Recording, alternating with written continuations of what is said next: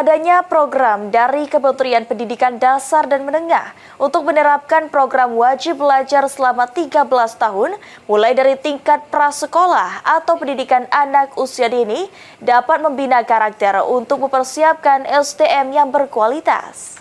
Di siang hari ini dengan sama-sama diawali lapas. Dengan adanya program wajib sekolah 13 tahun yang dicanangkan oleh Kementerian Pendidikan Dasar dan Menengah akan segera dilaksanakan oleh pemerintah Kabupaten Banyuasin sebagai upaya mempersiapkan generasi Indonesia emas di tahun 2045.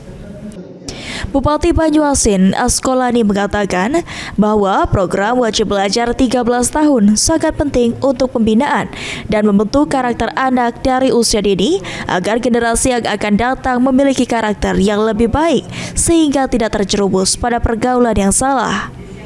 Di sisi lain, program wajib belajar 13 tahun dapat menjadikan sumber daya manusia di Kabupaten Banyuasin menjadi lebih baik untuk menghadapi bonus demografi.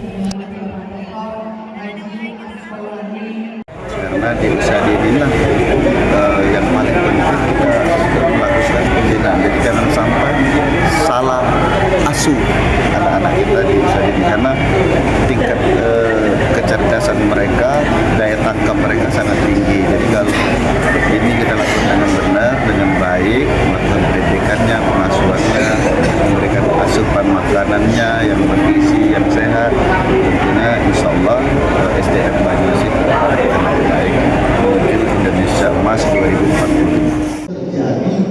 Askolani berharap nantinya program wajib belajar 13 tahun di Kabupaten Banyuasin bisa berjalan dengan baik, mulai dari mempersiapkan semua fasilitas, infrastruktur, dan tempat bermain, serta akan memperhatikan kesejahteraan guru. Ridho Ilahi, PAL TV.